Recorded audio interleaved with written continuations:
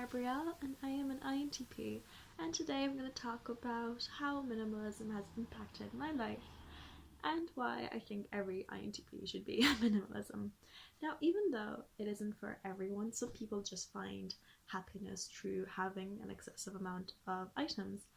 However, I feel as though everyone could, even those who aren't INTPs, could benefit from kind of taking in the concept of minimalism and its philosophy, even though it's like really up for interpretation.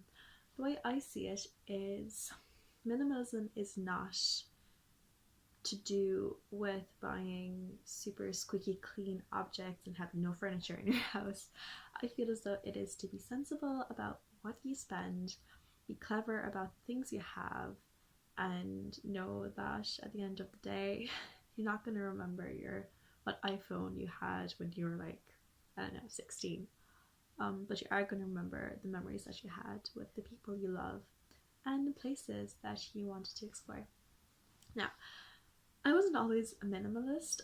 Before, I thought that because I'm an INTP, I tend to procrastinate a lot, and my procrastination manifested in a form when I first got a hold of my own finances. I used to go out and impulse buy a load of things, a load of books that I didn't want to read just because they were on sale about topics that I wasn't interested in.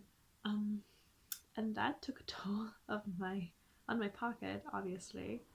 And yeah, that was just a really bad time, especially because I'd come home with all of these purchases and I'd line them up with other purchases and then have clutter and a mess, and I couldn't find the things that actually meant something in my life. This was basically manifested in like a lot of different ways, especially clothing. Whereas now I have a few staple pieces and then I alternate my other clothes, like seasonal stuff between them. As in, like, I found that buying one good pair of jeans was so much better than buying 5 pairs of jeans from Pennies, or the way the rest of the world hears it would be Primark. We call it Pennies in Ireland. And yeah, even though there are things that I let myself like splurge on in excess because I'm human, for example, books. If I'm genuinely interested in a topic, then I will buy books to read. However, and because I love like displaying them as well around my room, they make me feel happy. But I have been trying to go to the library more often and borrow books from there instead. Another thing, I let myself splurge on, this is a bit aside from the topic, is stationery. I'm not a person just likes to have one pen, one notebook, and have that sort me forever, because I'm still in school, still studying, and I feel as though having nice stationery really motivates me to actually pick up my books and actually study, which is a big issue for us INTPs. And for example, I have these two here, like this is my maths. I take notes and then I transcribe them into this lovely notebook. Not sure if you can see that, but just have it all pretty and nicely laid out. And then I also have this little book as well. This is for my Japanese, and this is where I write all my essays and stuff. It's super cool. And yeah, that really does help me. So what I'm trying to prove here is that minimalism isn't so much about buy a load of new stuff and just, live a nice clean life, but it's to make use of what you have rather than just like be kind of a waste pretty much. And I feel as though having less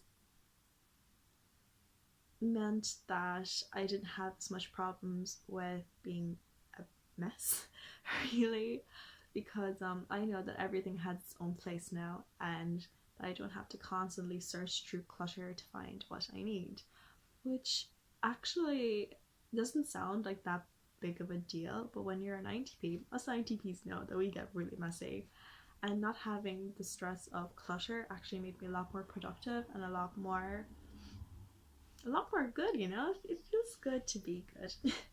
And to be clever, and by being clever with I have been able to have a lot of experiences rather than have a lot of objects. That's made all the difference in my life. And yeah, so if you're an INTP watching this, I would definitely recommend reading up on minimalism. And I will leave a few minimalist YouTubers down below that you can watch.